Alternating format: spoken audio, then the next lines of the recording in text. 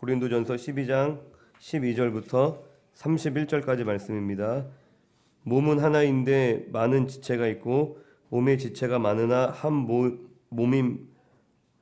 몸임과 같이 그리스도도 그러하니라. 우리가 유대인이나 헬라인이나 종이나 자유인이나 다 한 성령으로 세례를 받아 한 몸이 되었고 또한 성삼 자식이니라. 몸은 한 지체뿐만 아니라 여럿이니 만일 아이들이 나는 성령이 몸에 붙지 아니할지라도 이로써 몸에 붙지 아니할지라도 또 귀가 이르되 나는 눈이 아니니 몸에 붙지 아니하였다 할지라도 이로써 몸에 붙지 아니한 것이 아니니 만일 온몸이 눈이면 듣는 곳은 어디며 온몸이 듣는 곳이면 냄새나는 곳은 어디냐. 그러나 이제 하나님이 그 원하시는 대로 지체를 각각 몸에 두셨으니 만일 다 한 지체뿐이면 몸은 어디냐. 이제 지체는 많으나 몸은 하나라. 눈이 손더러 내가 너를 쓸 데가 없다 하거나 또한 머리가 갈 때도 내가 너를 쓸 데가 없다 하는 것이라. 그뿐 아니라 더 약하게 보이는 몸의 지체가 도리어 요긴하고 우리가 몸에 덜 귀히 여기는 그것들을 더욱 귀한 것들로 줄여주며 우리의 아름답지 못한 지체는 더욱 아름다운 것을 얻느니라. 그런즉 우리의 아름다운 지체는 그럴 필요가 없느니라. 오직 하나님이 몸을 고르게 하여 부족한 지체에게 귀중함을 더하사 몸 가운데서 분쟁이 없고 오직 여러 지체가 서로 같이 돌보게 하셨느니라. 만일 한 지체가 고통을 받으면 모든 지체가 함께 고통을 받고 한 지체가 영광을 얻으면 모든 지체가 함께 즐거워하느니라. 너희는 그리스도의 몸이요 지체의 각 부분이라. 하나님이 교회 중에 몇을 세우셨으니 첫째는 사도요, 둘째는 선지자요, 셋째는 교사요, 그 다음은 능력을 행하는 자요, 그 다음은 병 고치는 은사와 서로 돕는 것과 다스리는 것과 각종 방언을 말하는 것이라. 다 설교인이냐 다 수제자이냐 다 교사이냐 다 능력을 행하는 자이냐. 다 병 고치는 은사를 가진 자이겠느냐, 다 방언을 말하는 자이겠느냐, 다 통역하는 자이겠느냐. 더욱 큰 은사를 사모하라. 내가 또한 가장 좋은 길을 너희에게 아멘. 우리 앞뒤 좌우에 계신 성도님들과 함께 인사 나누겠습니다. 사랑하고 축복합니다. 사랑하고 축복합니다. 사랑하고 축복합니다. 20절에 이제 지체는 많으나 몸은 하나라. 몸 지체에 대한 표현을 하시는데 그 에베소서 4장 15절 16절에도 에베소서 곳곳에 이제 같은 표현이 나오죠. 제가 읽어드리면 오직 사랑 안에서 참된 것을 하며 범사에 그에게까지 자랄지라. 그는 머리니 곧 그리스도라. 그에게서 온 몸이 각 마디를 통하여 도움을 받음으로 연결되고 결합되어 각 지체의 분량대로 역사하여 그 몸을 자라게 하며 사랑 안에서 스스로 세우느니라. 할렐루야. 이제 에베소서에는 또 예수님이 우리가 잘 알듯이 머리다라고 또 표현을 합니다. 그리고 교회는 예수님의 머리 대신 예수님의 몸이고 한 사람 한 사람의 성도는 그 몸의 지체이다라고 그렇게 비유를 들어 설명하고 있습니다. 몸은 하나인데 지체는 많다. 그러니까 한 몸은 하나인데 지체는 여럿이다. 다양한 지체가 있다라고 이제 얘기를 하고 있습니다. 하나님께서 한 몸에 한 성도를 또 각각 다르게 부르셨고 다 각각 다르게 하나님이 역할을 맡기시고 각각 다르게 창조하셨다는 것입니다. 이것이 몸의 특징인데 각자 은사와 직분과 사역이 다르기 때문에 잘하는 것이 다를 수 있겠죠. 할렐루야. 그리고 중요하게 바라보는 게 또 다를 수 있습니다. 그리고 그 중에 어떤 지체는 좀 더 강건한 지체가 있고 또 어떤 지체는 좀 더 연약한 지체가 있다라고 성경에서 얘기를 하고 있습니다. 어떤 사람은 이제 서로가 다르기 때문에 어떤 사람은 전도하는 것을 좋아하는 사람이 있을 수 있고 어떤 사람은 기도하는 것을 좋아할 수 있겠죠. 그리고 어떤 사람은 말씀을 읽고 묵상하는 것을 좋아합니다. 그리고 각자 중요하게 생각하는 것이 또 다르기 때문에 같은 문제, 같은 상황을 만났을 때 또 다른 관점으로 볼 수 있습니다. 서로 중요하게 여기는 것이 또 잘하는 것이 관심 있어 하는 것이 다르기 때문에 똑같은 문제를 보고도 다양한 관점으로 볼 수 있다는 것입니다.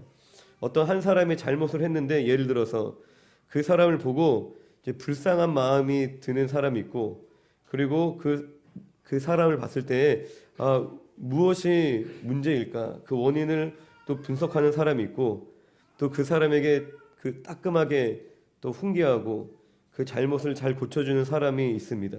다 서로의 역할이 다른 거죠. 그리고 어떤 사람은 운동회를 하자고 막 의견을 내기도 하고 또 어떤 사람은 부흥회를 하자고 의견을 내기도 하고 뭐 각자 필요로 하는 것이 이것이 중요한 것 같아. 이것이 중요한 것 같아라고 이야기하는 것이 서로가 다른 게 자연스러운 일이라는 것입니다. 21절에 눈이 손더러 내가 너를 쓸데없다 하거나 또한 머리가 발더러 내가 너를 쓸데가 없다 하지 못하리라. 그러니까 서로가 쓸데없는 것이 아니라 각자가 다 필요하다라는 것이죠. 그리고 또한 어떤 지체는 작은 일에도 쉽게 마음이 상하기도 합니다. 할렐루야.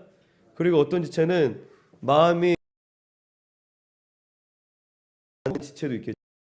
또 어떤 지체는 인내심에서 유혹에 자주 넘어지지만 그리고 어떤 일을 끝까지 하기 어려워하고 중간에 포기를 합니다. 하지만 어떤 지체는 어떤 일을 끝까지 또한 인내심 있게 완주해내기도 합니다. 그 연약한 지체들로 인하여서 뭔가 교회적으로 일이 지연되거나 뭔가 일이 어그러지고 또 주변의 지체들이 불편함을 느끼기도 합니다. 그런데 이것이 하나님께서 허락하신 오늘 본문의 말씀처럼 하나님이 의도하신 허락하신 일이라는 것입니다. 할렐루야. 그러니까 나와 생각이 같고 나와 마음이 같고 나와 뜻이 같은 사람하고만 함께 있는 것은 그것은 교회가 아니라는 거예요. 나랑 의견이 충돌하지 않고 불편하지 않는 사람하고만 함께 하는 그것도 교회가 아닙니다. 나랑 뭔가 수준이 같아야 돼. 나랑 수준이 비슷한 사람하고만 함께 모여 있는 그것도 성경에서 얘기하는 교회가 아닙니다. 나랑 생각이 다르고 가지고 있는 능력도 다른 사람들과 함께하는 그것이 곧 교회인 줄로 믿습니다. 할렐루야. 근데 22절에는 그뿐 아니라 더 약하게 보이는 몸의 지체가 도리어 욕이 나고 라고 말씀하십니다. 약하게 보이는 그러니까 교회에는 강한 자, 약한 자, 다양한 자들이 있는데 그런데 오히려 약한 자들이 더 요긴하다. 요긴하다라는 것은 없어서는 안 된다라는 말이에요. 더 필수적인 거라는 거예요. 교회에는 일을 잘하고 합리적이고 뭐 돈이 많고 그런 사람들이 더 필수적인 구성원이 아니라 더 약하고 더 부족한 자들이 교회를 구성하는 더 요긴한 필수적인 그들이 세상에서는 방해꾼이겠죠. 세상에서는 짐이겠죠. 하지만 교회에서는 그들이 필수적인 존재라는 것입니다. 그래서 서로를 우리가 대할 때 우리가 명심해야 되는 우리의 자세는 이러한 하나님께서 교회를 이런 식으로 이제 구성을 해 놓으셨기 때문에 우리가 이 안에서 어떻게 이제 지내야 되는지 가장 중요한 게 나와 생각이 다르다고 내 기준으로 쉽게 판단하는 일을 우리가 조심해야 됩니다. 나와 의견이 다르다고 나와 생각이 다르다고 우리가 내 기준으로 쉽게 판단해 버릴 수 있는데 그것을 우리가 조심해야 됩니다. 저 사람은 뭐 너무 감정이 치우쳐 있는 것 같아. 신앙생활 하는 게. 할렐루야. 막 그런 식으로 이제 생각하는 거예요. 저 사람은 또 너무 이성적이야. 그리고 저 사람은 너무 기도만 하는 거 아니야? 그리고 저 사람은 너무 말씀만 보는 거 아니야? 저 사람은 너무 느리다. 저 사람은 너무 또한 급하다. 저 사람은 너무 연약하자. 너무 서툴다. 저 사람 때문에 일이 안 된다. 이것이 문제다. 저 사람은 이렇게 해야 된다. 그런 식으로 내 생각으로 그렇게 판단하는 것을 우리가 매우 조심해야 됩니다. 앞서 고린도전서 말씀에서 살펴봤듯이 교회를 더럽히는 사람들은 연약한 이들이 아니다라고 얘기합니다. 자기의 지혜를 신뢰하고 자기의 생각대로 판단하는 그 교만한 자들이 교회를 더럽히는 자들이지 연약하여 실수하고 실패하는 이들이 교회를 어지럽게 하는 자들이 아니라는 거예요. 그래서 교회의 터는 예수 그리스도이시라고 얘기를 하는 것입니다. 주님의 몸된 교회는 십자가의 터 위에서만이 온전히 세워지는 줄로 믿습니다. 할렐루야. 그 말이 무슨 말이냐면은 하나님 앞에 겸손히 회개하고 자기를 부인하는 이들을 통해서 교회가 세워진다는 것입니다. 교회가 온전해진다는 것입니다. 제가 경험했던 다수의 교회들은 기도하는 성도님들은 교회 안에서 되게 비주류처럼 소외되어져 있는 것을 많이 봤어요. 그리고 물론 그분들 안에 연약함이 있겠죠. 그런 여러 가지 이유로 열심히 기도하고 열심히 주님의 마음을 구하지만 교회에서 비주류처럼 소외되어져 있고, 교회에서 환영받고 주류가 되어서 교회를 이끌어가는 사람들은 똑똑한 사람들이에요. 일 잘하는 합리적인 사람들, 사회적 지위도 있고 사람들에게 인정받는 그 사람들이 교회를 이끌어가는 것을 자주 봤습니다. 저는 그게 한국교회가 무너진 이유라고 생각합니다. 인본주의죠. 인본주의의 영에 완전히 사로잡혀서 사람 눈에 보기 좋은, 사람이 괜찮아, 사람 보기에 괜찮은 사람을 선호하는 거예요.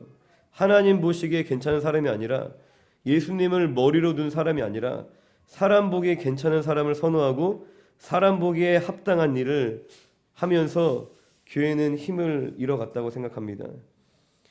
교회는 헌금을 100억을 해도 순종하지 않고 교만한 사람보다 약하게 보이는 지체가 더 소중한 것입니다. 자주 방황하고 넘어지는 연약한 지체들 때문에 교회가 성장하지 못하는 게 아닙니다. 일이 서툴고 미숙한 사람들 때문에 교회가 성장하지 못하는 것이 아니라 교만한 이들로 인하여서 교회는 세워지지 않는 것입니다. 할렐루야. 우리가 날마다 십자가 앞에 나아가서 우리의 생각을, 내 경험을, 내 기준을 우리가 버려야 하지만 주님께서 행하시는 일들이 우리의 눈에 보이는 줄로 믿습니다. 할렐루야. 내 경험을, 내 지식을, 내 생각을, 내 마음을 버려야지, 십자가 앞에 내려놔야지 주님이 일하시는 것을 볼 수 있습니다. 하나님께서는 우리 눈에 보기에 굉장히 가치 없고 보잘것없어 보이는 지체를 통해서도 하나님의 뜻을 이루시는 줄로 믿습니다. 할렐루야. 그냥 아무 쓸모없는 태중의 태아를 통해서도 하나님은 일하십니다. 믿으십니까? 지금 교회에 없는 가출한 지체를 통해서도 우리 안에 일하고 계세요. 자격 없는 부족한 그런 리더들을 통해서도 하나님은 또한 일하십니다. 또한 하나님께서 한 사람 한 사람을 이렇게 다르게 만드셨다라는 것은 한 사람 한 사람을 또한 유일하게 만드셨다는 것입니다. 한 사람 한 사람을 유일하게 만드셨다는 것은 또한 한 사람 한 사람을 소중하게, 가치 있게 그렇게 만드셨다는 것입니다. 할렐루야. 하나님은 한 사람 한 사람을 유일하게, 소중하게, 아주 가치 있게 만드셨습니다. 그런데 내가 하나님과 멀어짐으로 인하여서 자기 자신의 진정한 가치를 잃어버리는 것이에요. 내가 자존감이 낮아지고 내가 얼마나 소중하고 특별한 존재인지를 잃어버리게 되는 것은 내가 하나님과 멀어졌기 때문인 것입니다. 하나님과 멀어진 상태에서 인간은 스스로 가치 있는 사람이 되려고 막 처절하게 노력합니다. 할렐루야. 내가 스스로 가치 있는 사람이 한번 되어 보려고 평생을 헤매는 거예요. 돈을 벌기 위해 애쓰고, 내가 돈을 좀 벌면은 내가 좀 가치 있는 사람이 되지 않을까, 내가 사람들 보기에 좀 괜찮은 사람이 되지 않을까, 그리고 이런저런 자격증을 따려고 헤매고, 스펙을 쌓기 위해서 헤매고, 타인에게 내가 인정받고 내 자신을 과시하기 위해서 그냥 헤매는 거예요. 계속 뭘 하면 사람들이 날 좋아할까, 뭘 하면 내가 있어 보일까, 뭘 하면 내가 사람들에게 인정받을까, 계속 그러한 비교의식에 사로잡혀서 그냥 오로지 1등이 되려고 막 애를 쓰는 겁니다. 그러한 삶은 우월감과 열등감에 계속 오고 가면서 그냥 업앤다운 하면서 그렇게 비교의식에 사로잡힌 삶을 살 수밖에 없는 것입니다. 그런데 거듭난 성도는 주님의 몸의 지체가 되는 줄로 믿습니다. 거듭난 성도는 주님의 몸의 지체가 된다는 것입니다. 세상의 시각으로는 굉장히 우리가 평범한 인생이고, 뭐 이 세상에서 나 하나 없어져도 아무도 신경 안 쓰겠죠. 그런데 주님의 몸의 지체가 되었다라는 것을 깨닫게 된다면 내가 얼마나 유일하고 내가 얼마나 필요한 존재임을, 내가 특별하고 소중한 존재임을 반드시 깨닫게 됩니다. 내가 세상에서 서울대학교 갔다고, 내가 뭐 좋은 직장 들어갔다고 해서 자존감이 올라가는 게 아니에요. 다 그것도 포장인 거예요. 포장. 자기를 과시하려고 하는 포장인 겁니다. 그냥 허세 부리는 거예요. 그런데 우리가 정말 내가 거듭난 성도가 되어서 내가 주님의 몸의 지체가 되었다라는 것을 내가 믿게 된다면, 깨닫게 된다면, 내가 세상에서는 비록 평범하고 아무도 알아주지 않지만 내가 하나님 나라에서 얼마나 소중하고 얼마나 가치 있고 내가 없으면 안 될, 내가 요긴한 존재인 것을 깨닫게 하시는 은혜가 있는 줄로 믿습니다. 할렐루야. 그게 우리의 자존감인 거예요. 여러분들이 세상에서 성공하고 세상 기준에서 세상이 보기에 특별한 사람이 되려고 애쓰기보다 예수님을 머리로 고백하고 하나님의 나라와 의를 구하는 믿음의 성도가 되기를 주님의 이름으로 축원드립니다. 할렐루야. 그럴 때 여러분들은 하나님 안에서 내가 정말 특별하다라는 그 믿음을 갖게 되는 것입니다. 온리원이 되는 거예요. 온리원. 넘버원이 되려고 항상 비교하고 경쟁하고 누구 잡아먹으려고 그러고, 그러니까 평강이 없죠. 열등감을 느끼고 나는 이 나이 먹고 뭐 했나, 다른 사람 보면서 아 쟤는 저것도 하고 있는데, 저런 삶을 살고 있는데, 저런 것도 누리고 있는데, 항상 SNS 보면서 부러워하고 대리만족하고, 그런 거지 같은 인생을 우리가 끝낼 수 있다는 거예요. 예수님을 자랑하고 내가 하나님 안에서 하나님이 나를 사랑하시고 나를 특별하게 소중하게 여기신다라는 것을 우리가 믿을 때 우리의 삶이 진정으로 행복해지는 줄로 믿습니다. 그리고 31절에 너희는 더욱 큰 은사를 사모하라. 내가 또한 가장 좋은 길을 너희에게 보이리라 라고 말씀을 하십니다. 더욱 큰 은사, 가장 좋은 길을 보여주시는데, 이제 13장 우리가 너무나 잘 알듯이 사랑장이라고도 하죠. 고린도전서 13장에서 이제 사랑에 대해서 쭉 얘기합니다. 더욱 큰 은사, 가장 큰 은사, 가장 좋은 길, 그것은 바로 사랑이다라고 우리에게 말씀을 하십니다. 왜 그러냐면은 방금 쭉 이야기했듯이 교회에는 다양하고 또 강하고 연약한 지체들이 모여 있는데, 그러한 교회가 하나 되기 위해서 가장 필요한 것은 능력이 아니라 사랑이라는 것입니다. 신령한 은사가 아니라 사랑으로만 하나가 될 수 있다는 것입니다. 그러니까 각자 서로 다른 은사를 가지고 있고, 그 가지고 있는 그 은사가 하나님 안에서 아름답게 조화되어 하나님의 몸을 세워가기 위해서는 반드시 가장 필요한 것이 사랑이라는 것입니다. 고린도전서 13장 1절에서 3절까지는 이제 그 얘기를 하고 있는 거예요. 우리 같이 한번 읽어볼까요? 고린도전서 13장 1절에서 3절까지 말씀을 우리가 한 목소리로 같이 읽어보겠습니다. 시작. 내가 사람의 방언과 천사의 말을 할지라도 사랑이 없으면 소리나는 구리와 울리는 꽹과리가 되고, 내가 예언하는 능력이 있어 모든 비밀과 모든 지식을 알고 또 산을 옮길 만한 모든 믿음이 있을지라도 사랑이 없으면 내가 아무것도 아니요, 내가 내게 있는 모든 것으로 구제하고 또 내 몸을 불사르게 내줄지라도 사랑이 없으면 내게 아무 유익이 없느니라. 아멘. 고린도전서 12장에서 열거했던 그 각종 하나님이 주시는 신령한 은사가 우리 안에 충만하더라도, 어마어마한 능력이 우리 안에 나타나도 사랑이 없으면 아무 소용이 없다는 것입니다. 이게 실제 고린도 교회의 상황이었죠. 각자 자기의 은사를 과시하고 자기 받은 은사를 자랑하면서 교회를 세우는 것이 아니라 오히려 교회를 더 어렵게 하였다는 것입니다. 제가 예전에 어느 교회에 사역을 하러 갔는지 어쨌든 어느 교회를 방문했는데 굉장히 은사가 충만한 교회였습니다. 막 정말 기도도 너무나 뜨겁게 하고 굉장히 열심히 하고, 그리고 막 예배 금요철에 드리다가 막 성도님들이 막 입신도 해요. 막 픽픽 쓰러지고, 그리고 환상도 보고, 너무나 이제 복된 교회죠. 그런데 예배를 다 마치고 이제 어느 한 형제하고 얘기를 하게 됐는데, 그 형제가 이제 음향 이런 엔지니어를 섬기던 형제였는데, 그 형제가 이제 자신의 고민을 얘기하더라고요. 자기는 다른 청년부에 이제 다른 자기보다 나이도 어리고 막 그런 청년들은 막 예배 드리면서 막 불 받고 막 쓰러지고 난리 나는데 자기는 그런 체험이 없다는 거예요.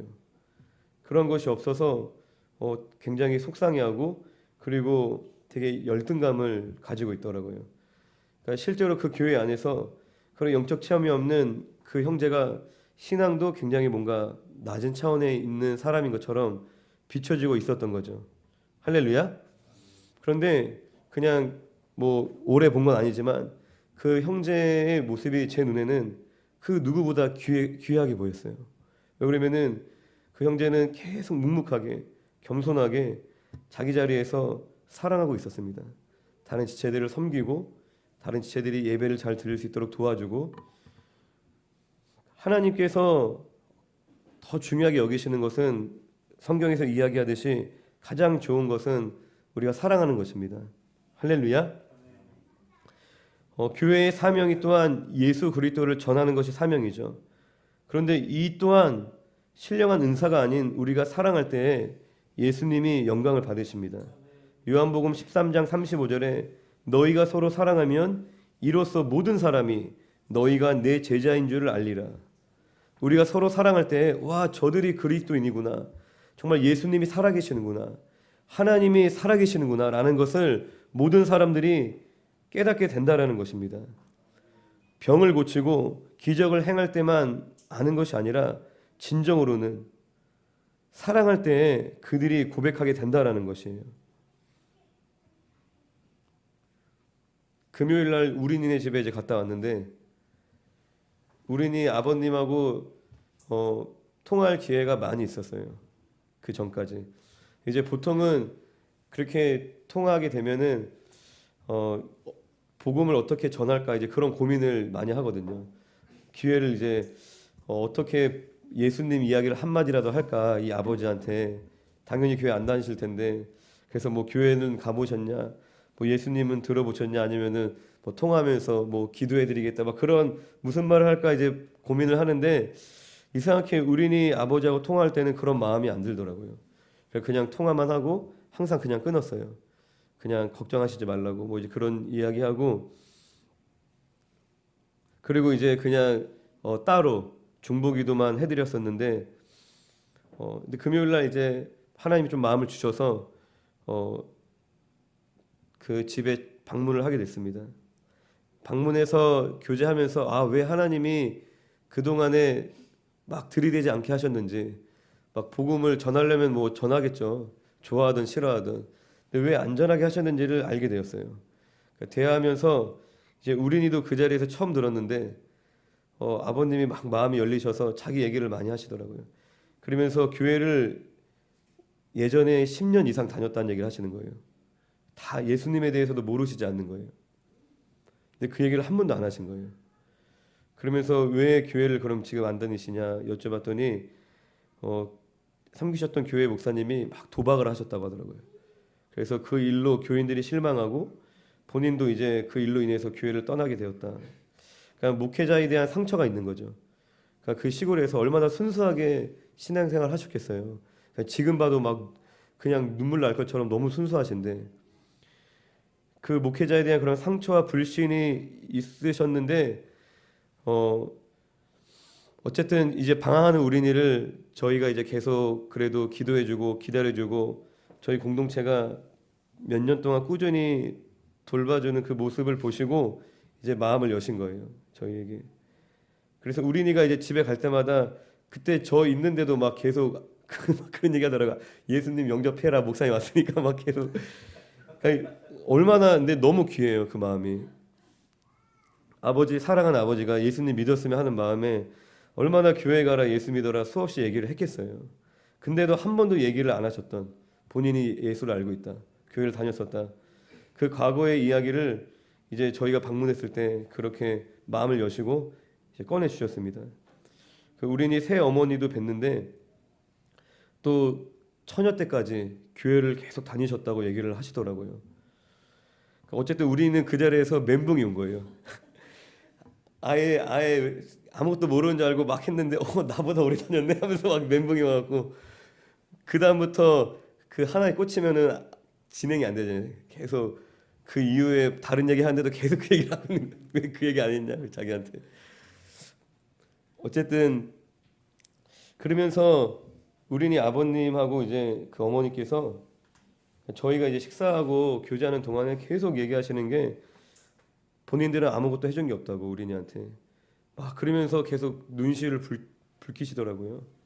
그러니까 그 모습을 보면서 아 정말 우리네를 왜 아무것도 안 하셨겠어요.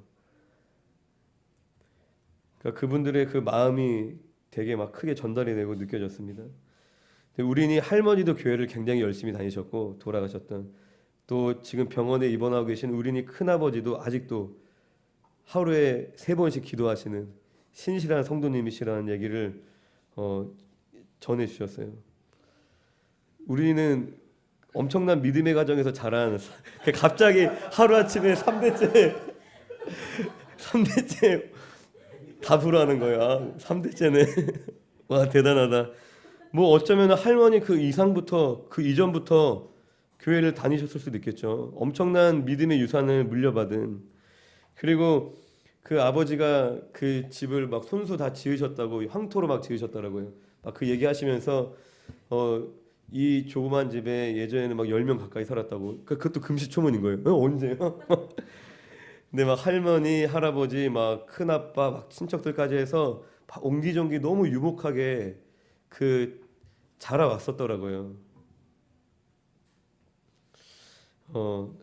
근데 이제 어쨌든 그런 이야기들을 들으면서 너무 감사하더라고요. 그런 이야기를 듣게 하신 게 아무튼 공동체가 너무나 연약하고 부족하지만 서로를 품기 위한 이런 작은 사랑의 수고가 우리네 아버지에게 능력으로 역사한 줄로 믿습니다.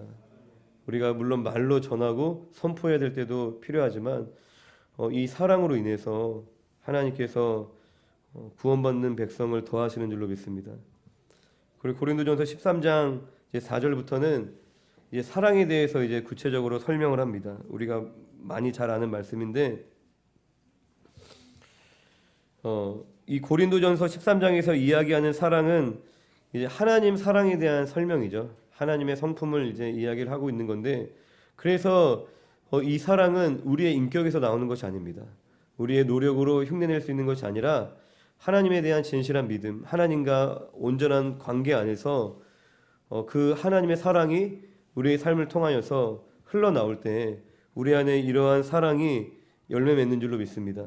갈라디아서 5장 6절에도 그리스도 예수 안에서는 할례나 무할례나 효력이 없으되 사랑으로서 역사하는 믿음뿐이니라.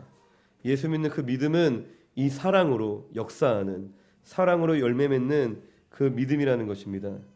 4절에 보면 사랑은 오래 참고 이제 뭐 사실 뭐 많은 설명이 필요 없고 그냥 이 구절 자체가 너무나 귀한 진리인데 간단하게 얘기하면 오래 참는다는 것이 어떤 힘든 일을 견디는 그런 소극적인 의미만 있는 것이 아니라 내가 누군가로 인하여서 해를 입고 그 사람을 보복할 힘이 있어요.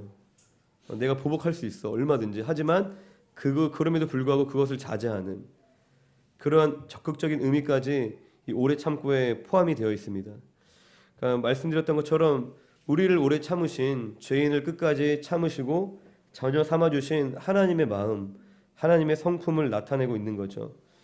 그 사랑을 입은 모든 성도님들도 우리가 연약한 지체를 오래 참음으로 할렐루야 하나님의 사랑이 우리 안에 열매 맺기를 주님의 이름으로 축원드립니다. 그리고 온유하며 이 온유하다라는 것은 베드로전서 2장 3절에는 인자하심이라는 의미로도 사용이 되었습니다. 그러니까 자신에게 해를 입히고 뭐 자신이 힘든 그 상황을 그냥 온유하다라는 것이 그냥 인내하는 거 그리고 내가 분내지 않는 것뿐만이 아니라 그러니까 그 나를 힘들게 하는 그 대상에게 인자, 선을 행하는 것까지 포함되어져 있는 거예요. 이 온유함이라는 것이 그냥 내가 화내지 않고 반응하지 않는 것뿐만이 아니라 오히려 그에게 인자를 베푸는 거죠. 온유하다라는 것은 오히려 선을 행하는 거예요. 나를 미워하고 나를 힘들게 하는 그 사람에게 오히려 떡을 하나 더 주고 그 사람을 위해 기도해주고 인자를 선을 베푸는 것이 이것이 온유함입니다.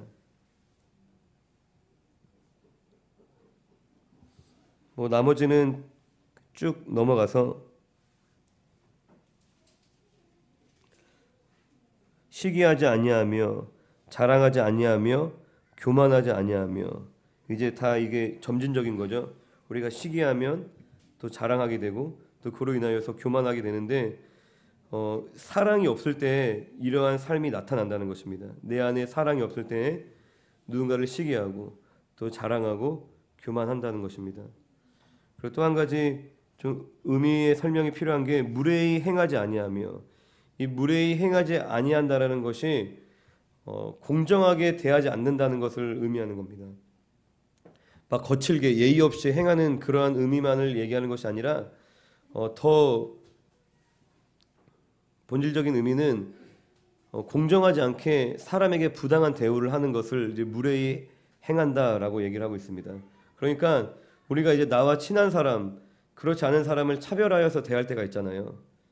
내 편한테는 잘해주고 내 편이 아니면은 잘해주지 않고 그런 것이 이제 사랑이 없다는 것입니다. 무례히 행한다는 것입니다. 그리고 7절에 보면 5절에 무례히 행하지 아니하고 사랑은 또 자기 유익을 구하지 아니하고 또 성내지 아니하고 악한 것을 생각하지 아니하며 불의를 기뻐하지 아니하며 진리와 함께 기뻐하고 또 모든 것을 참으며 모든 것을 믿으며 모든 것을 바라며 모든 것을 견디느니라. 할렐루야. 이 모든 것을 참으며라고 얘기를 하고 있는데 이제 덮어주다라는 또 의미가 있습니다. 그 지붕이라는 단어도 이제 같은 어원에서 파생된 단어인데 그러니까 사랑이라는 것이 이 지붕처럼 덮어주는 거라는 거예요. 비바람을 풍파를 막아주는 지붕처럼. 그러니까 베드로전서 4장 8절에는 무엇보다도 뜨겁게 사랑할지니 사랑은 허다한 죄를 덮느니라 라는 말씀이 있는데 그것처럼 지체의 연약함을 우리가 덮어주고 우리가 지붕처럼 감싸주는 것이 또한 사랑이다라고 얘기를 하고 있습니다. 중요한 것은 이 가장 좋은 길, 가장 큰 은사인 사랑은 성령의 열매이죠.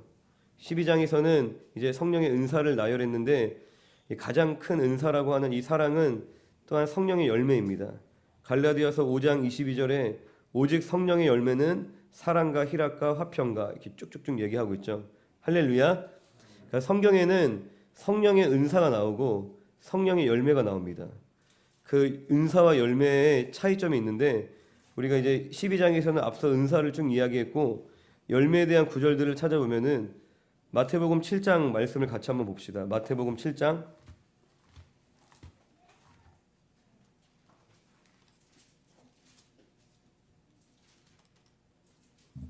마태복음 7장 20절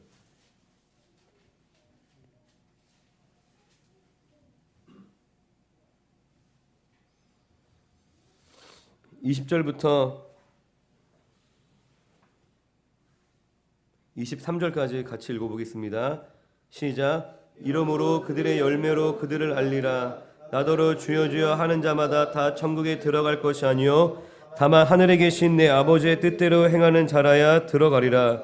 그날에 많은 사람이 나더러 이르되 주여 주여 우리가 주의 이름으로 선지자 노릇하며 주의 이름으로 귀신을 쫓아내며 주의 이름으로 많은 권능을 행하지 아니하였나이까 하리니 그때 내가 그들에게 밝히 말하되 내가 너희를 도무지 알지 못하니 불법을 행하는 자들아 내게서 떠나가라 하리라. 아멘.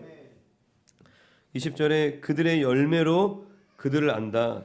그들이 진짜인지 가짜인지 무엇으로 안대요? 열매로 안다라고 말씀을 하십니다. 그리고 요한복음 15장 1절 2절 말씀도 함께 읽어보겠습니다.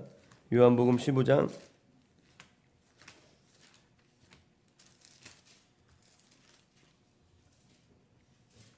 요한복음 15장 1절 2절 말씀입니다. 요한복음 15장 시작. 나는 참 포도나무요 내 아버지는 농부라.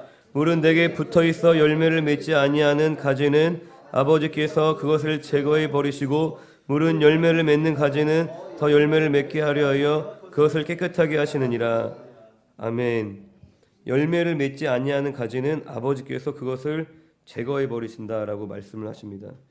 그러니까 우리가 고린도전서 12장에서 살펴봤듯이 은사를 주신 이유는 교회를 세우기 위해서 우리에게 주신 선물이죠. 우리에게 주신 도구인데, 그런데 열매는 구원과 연결이 되어 있다는 것입니다.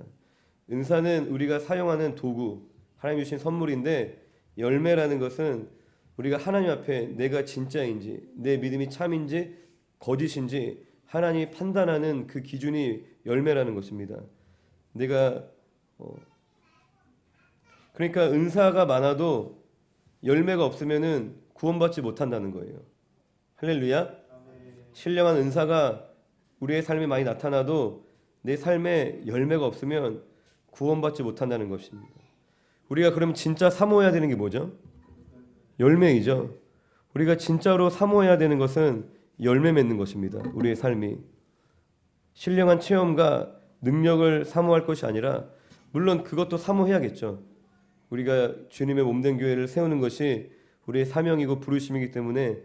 그런데 그보다 더 중요한 것은 우리가 구원받는 거죠. 우리가 영생을 이 땅에서 누리는 것인데, 그것과 연결되어 있는 것은 바로 성령의 열매라는 것입니다. 열매에 대한 비유 중에 또 한 유명한 비유가 있는데, 누가복음 8장 말씀을 같이 한번 봅시다. 누가복음 8장 4절에서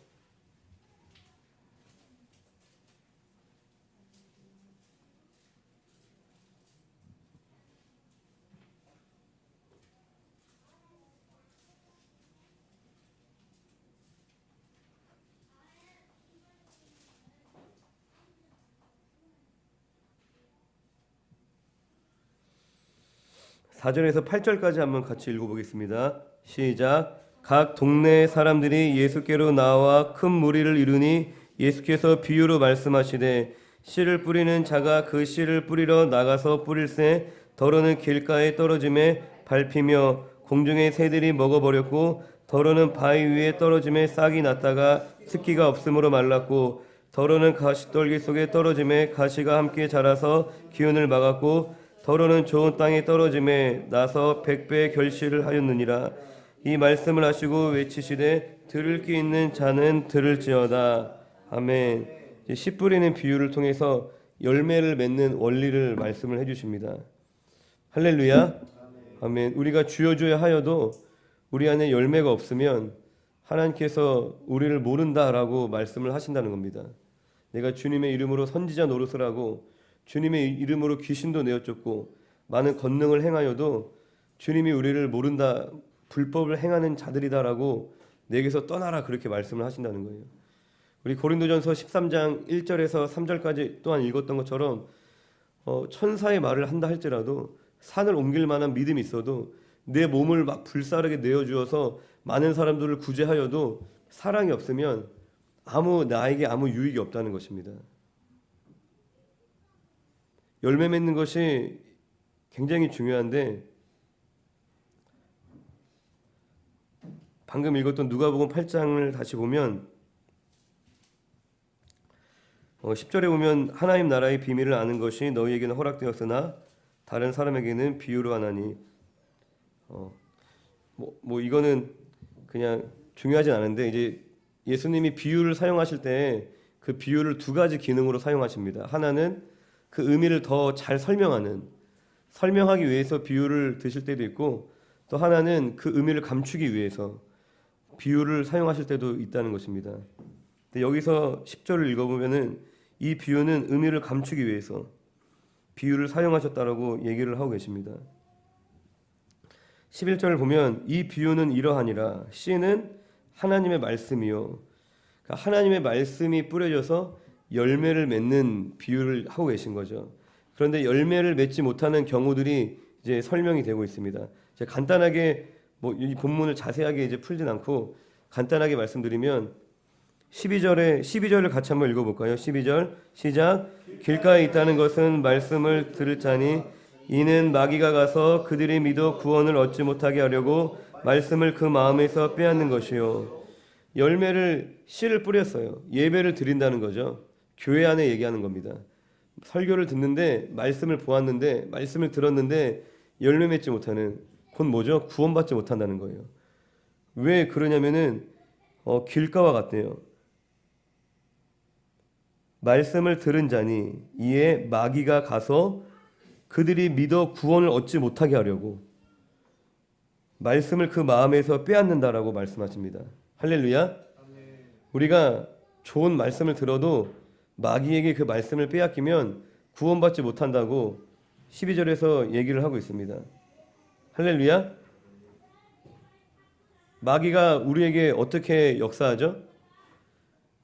요한복음 13장 2절에 마귀가 벌써 시몬의 아들 가룟 유다의 마음에 예수를 팔려는 생각을 넣었더라.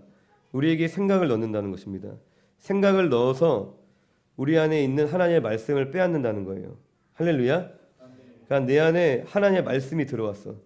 재물과 주님을 겸하여 섬기지 말자. 말씀이 들어왔죠. 그런데 마귀는 또 우리에게 던진 말을 하는 거예요. 야, 돈 없으면 아무것도 못해. 그 말을 심음과 동시에 하나님이 내게 주신 말씀을 내가 잃어버리는 거예요. 할렐루야. 재물과 주님을 겸하여 섬기지 말라는 거 처음 들어봐요? 다 알잖아요. 그런데 우리의 삶에 열매 맺지 못하는 것은 마귀의 거짓말을 그냥 우리가 아멘 하는 거예요. 세상을 통해 우리에게 뭐 여러 말을 뿌리겠죠. 돈이 없으면 살 수 없다라는 식의 그러한 말들. 여러 뭐 드라마나 영화나 뭐 사람을 통해서 그런 메시지가 우리에게 계속 뿌려진다는 거예요. 돈이 최고야. 돈이 없으면 아무것도 안 돼. 교회를 다녀도 사역을 해도 그 마귀의 거짓말에 사로잡혀 있다는 거예요. 내가 돈이 없어서 불행하다. 돈이 최고야. 그렇게 얘기하진 않아요. 돈을 찬양하지도 않죠. 돈을 예배하지도 않지만 실상 결정적인 순간에는 그게 다 뽀록나요. 하나의 행동을 보면은 뭐가 주인이고 뭐가 우상인지, 누구의 말을 따르는지가 다 나타난다는 거예요. 하나님의 말씀을 따르는지 아니면은 그 마귀의 거짓말을 따라서 그냥 돈 때문에 막 그렇게 아파하고 돈 때문에 막 전전긍긍하며 돈 때문에 막 욕심부리며 살아가고 있는지, 돈을 포기하지 못해서 하나님을 버리고 그런 삶을 살아간다는 거죠. 뭐 또 말씀에 선으로 악을 이겨라 막 그렇게 말씀이 뿌려졌어요. 아, 선으로 악을 이겨야지. 근데 마귀가 또 우리에게 거짓말을 뿌리죠. 만만하게 보지 못하게 한 방 먹여라. 한 방 먹여. 그런 식으로 마귀가 이제 거짓말을 하면 또 하나님의 말씀을 빼앗아 가는 거예요. 하나님은 너를 사랑한다. 진리죠. 할렐루야. 하나님은 나를 사랑하신다. 그런데 마귀는 또 거짓말 하는 거예요. 하나님은 너를 불행하게 한다. 하나님은 너를 힘들게 한다. 하나님은 너 술도 못 먹게 하고 너 담배도 못 피게 하고 하나님 좋은 분 아니야. 선하지 않아. 하나님 이기적이야. 자기만 좋아해. 자기 위해서 아무것도 못하게 하잖아. 자기 말고는 다 사랑하지도 말래. 하나님 이상한 분이야. 그런 거짓말을 막 뿌리는 거예요. 할렐루야. 분별하시라는 거예요.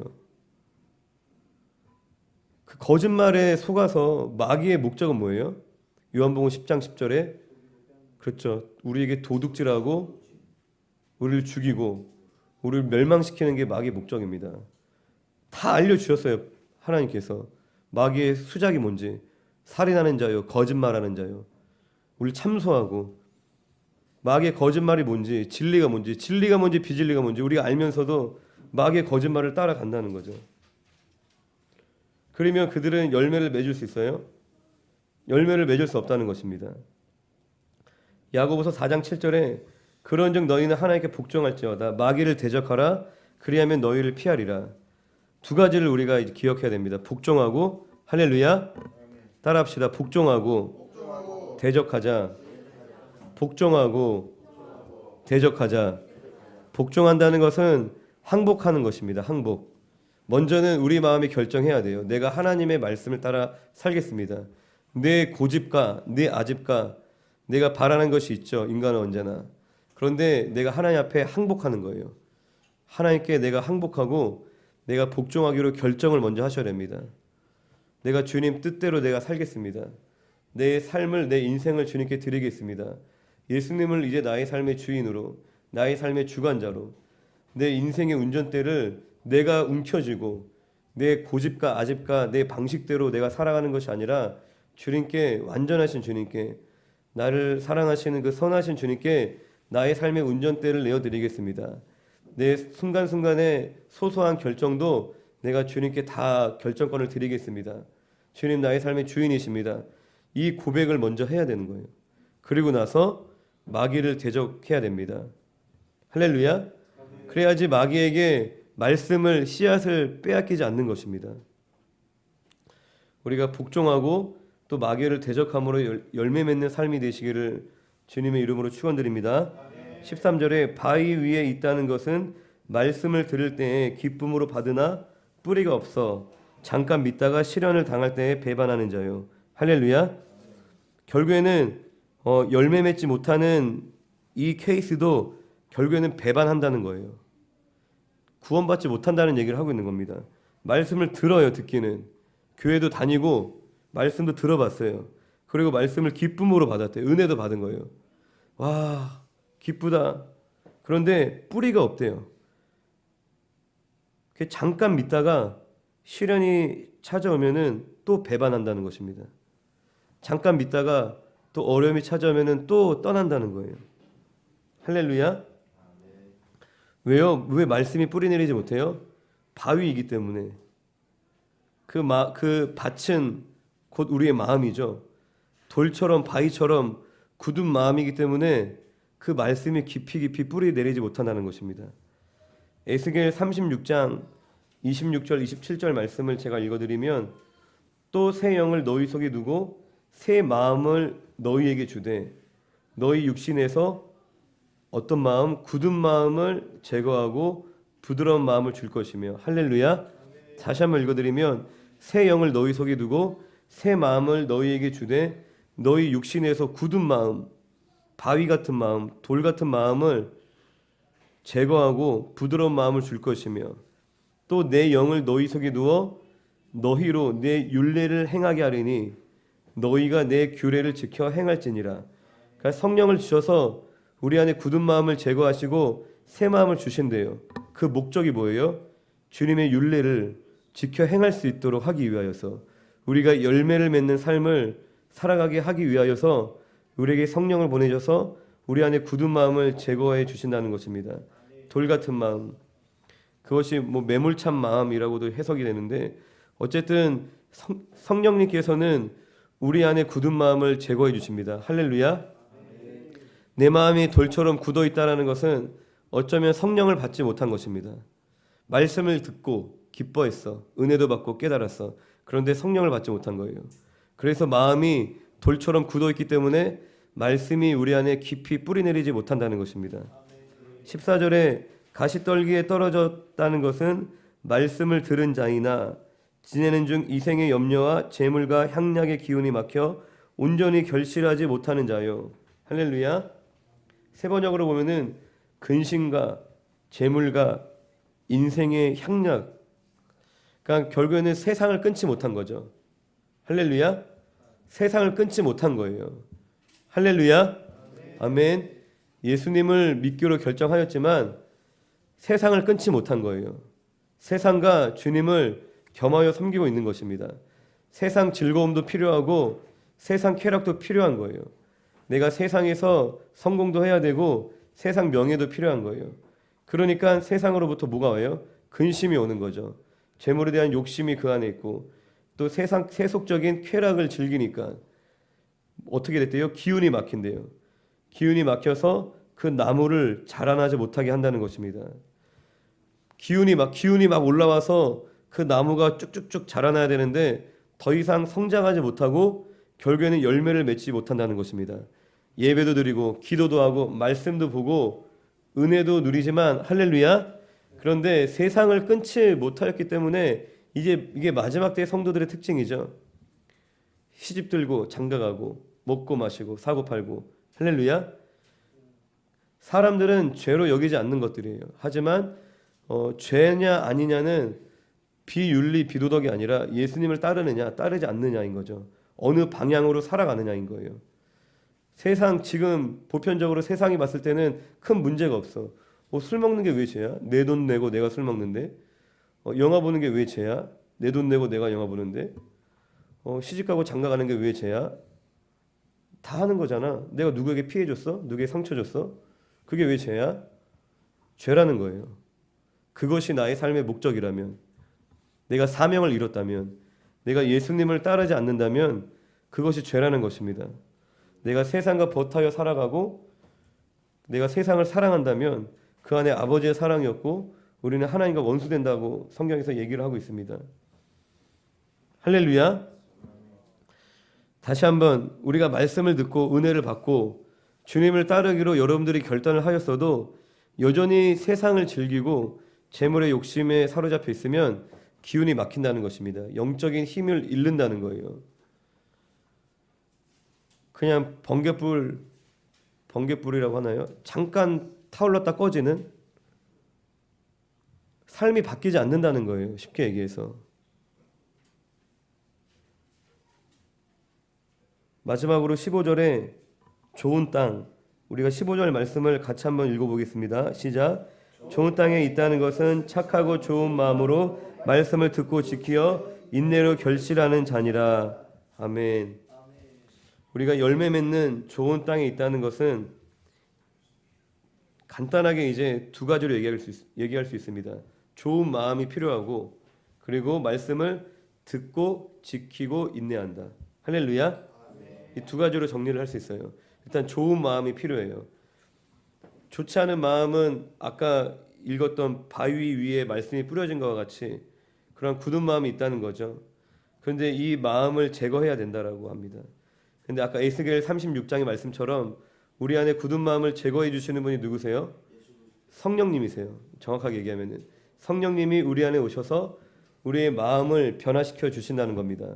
할렐루야. 여러분들 이게 안 되면은 아무리 여기 박보영 목사님이 서서 김용희 선교사님이 말씀을 막 쏟아내도 바뀔 수 없다는 거예요. 씨가 문제가 있어서 열매 맺지 못하는 것이 아니라 밭에 문제가 있다는 거죠. 열매 맺는 그 삶의 첫 번째는 좋은 마음인 거예요. 좋은 마음. 성령님이 우리 안에 오셔서 우리의 마음을 새롭게 하셔야 됩니다.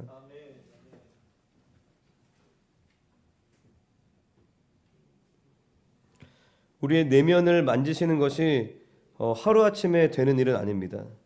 우리의 마음을 변화시키는 것이. 할렐루야. 그리고 눈에 보이는 일이 아닐 수 있어요. 나는 당장 눈에 보이는 어떤 문제를 해결하고 싶고 눈에 보이는 죄를 끊고 싶은 마음의 급함이 있지만, 바람이 있지만, 우리가 그러한 열매를 맺기 위해서는 먼저 우리의 마음이 새로워져야 됩니다. 그래서 성령님은 보이지 않게 우리 안에서 우리의 마음을 계속 새롭게 하시고 우리의 상처를 치료하시고 또 우리가 주님을 더욱더 사랑할 수 있도록, 주님을 더욱더 신뢰할 수 있도록 우리 안에 끊임없이 일하는 것입니다. 오히려 마음에 상처가 있는 사람들이 막 그 번갯불에 콩 구워 먹듯이 막 반짝하는 그런 열심이 있어요. 할렐루야. 왜 그러면 컴플렉스가 있고 뭔가 결핍이 있으니까 확 끌어당기는 게 있는 거예요. 그리고 그런 밸런스가 없이 극단적인 삶을 살아왔기 때문에 신앙생활 초반에도 그렇게 신앙생활을 합니다. 막 극단적으로 엄청 열심히 하는 것처럼.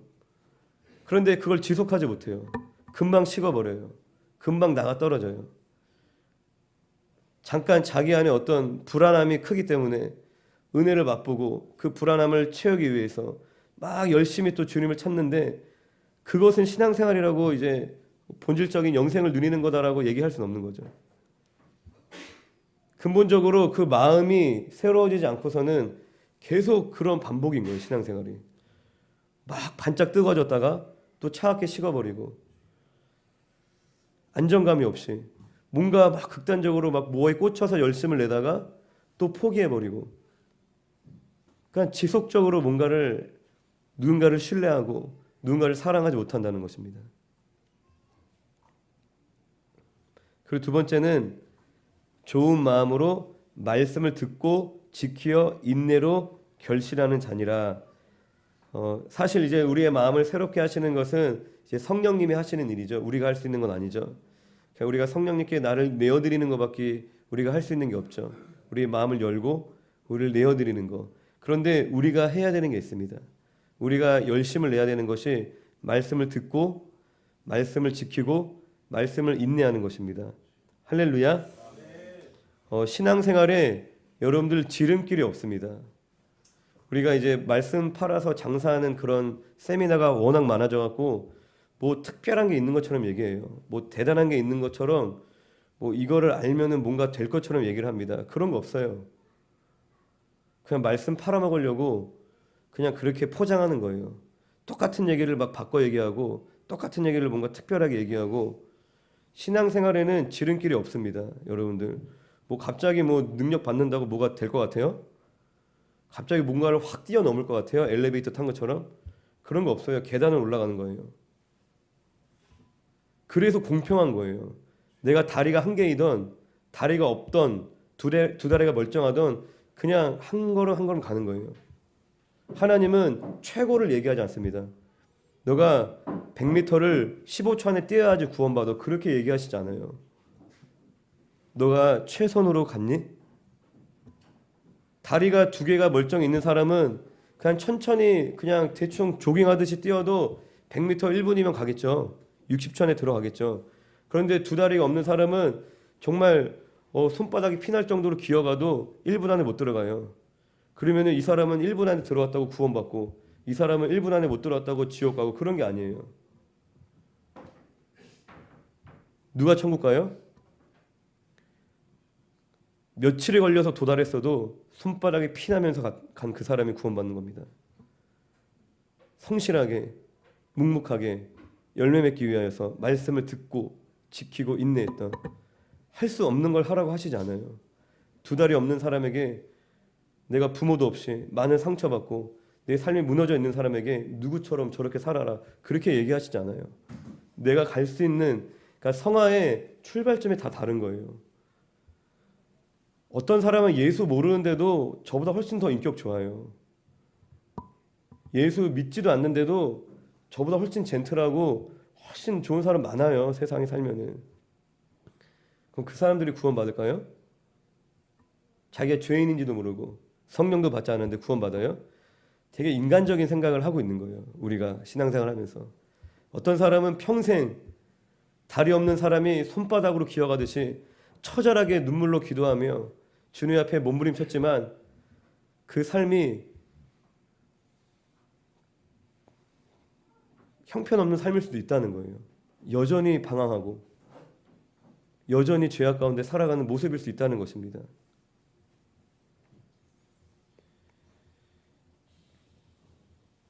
신앙생활에 지름길은 없습니다.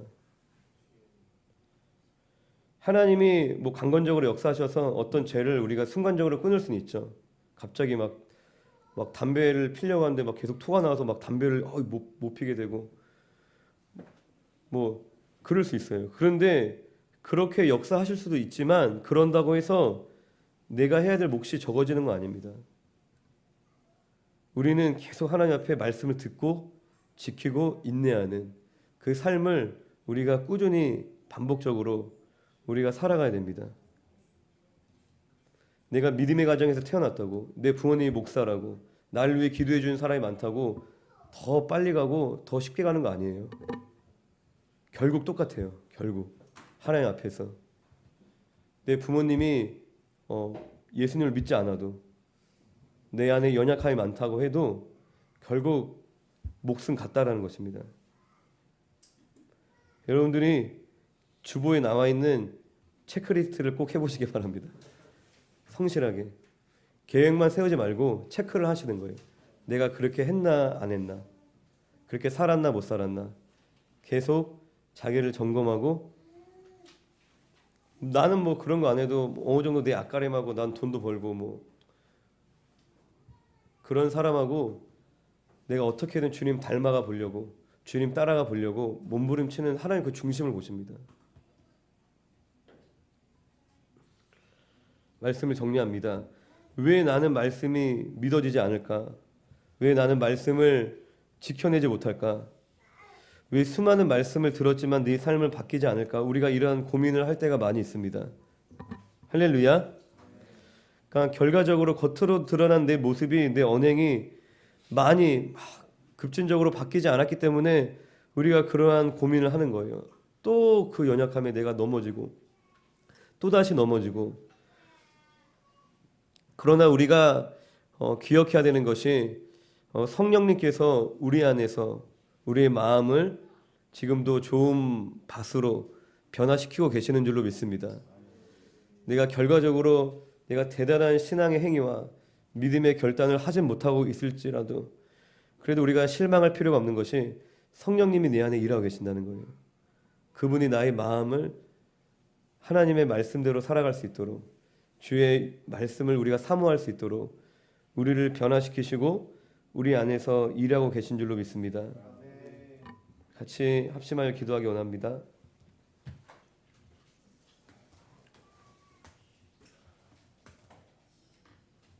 우리가 먼저는 하나님께서 우리를 한 몸에 여러 지체를 두셨습니다. 우리를 서로 다르게 만드셨고 또 서로를 한 사람 한 사람을 유일하게 특별한 존재로, 소중한 존재로 우리를 만드신 줄로 믿습니다.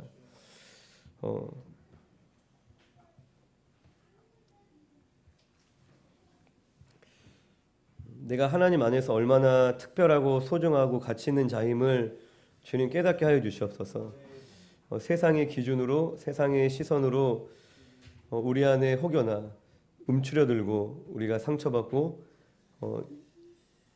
하나님 안에서 나를 소중히 여기지 못했던 하나님 그런 마음들이 있다면 이 시간 회복시켜 주시고 그 마음을 주님 치료하여 주시옵소서. 또 그러한 상처로 인하여서 내가 굳어져 버린, 차갑게 돌처럼 식어져 버린, 딱딱하게 미움과 반감과 저주로 인하여서 똘똘 뭉쳐버린 하는 그런 마음이 또한 있지 않습니까? 또 우리의 마음을 부드럽게 해 주시옵소서. 우리 이 시간에 주여 한번 크게 부르고 합심하여 기도합니다. 주여!